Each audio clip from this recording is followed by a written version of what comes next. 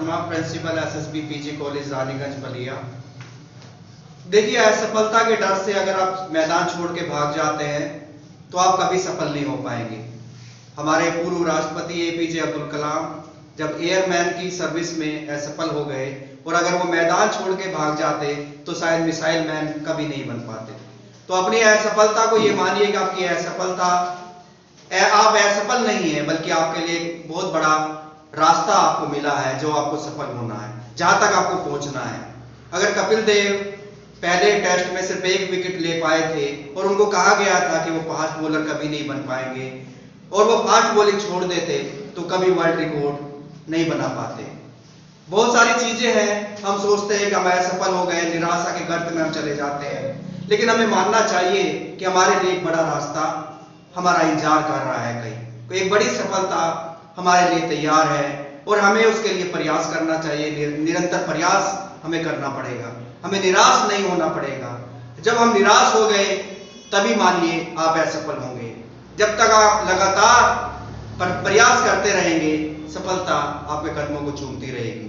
लहरों से डरकर कभी नौका पार नहीं होती है।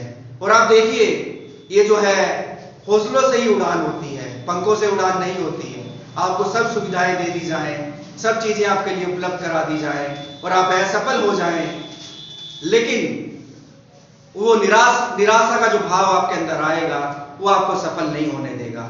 एपीजे अब्दुल कलाम के अंदर भी वो निराशा का भाव आ गया था और वो ऋषिकेश सुसाइड करने निकल पड़े थे कि मेरे जीवन का अंत हो गया है।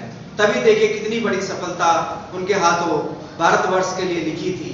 वो थी मिसाइल मैन के रूप में किस तरह उन्होंने कितना बड़ा काम किया। और यही सफलता, यही जो डिटर्मिनेशन था, जो डिटर्मिनेशन उन्हें प्राप्त हुआ ऋषिकेश से, स्वामी शिवानंद जी से वो मिले और उन्होंने कहा, बेटा आप जो आज सुसाइड करने चले हैं, हो सकता है कोई इससे बेहतर विकल्प आपकी प्रतीक्षा में हो।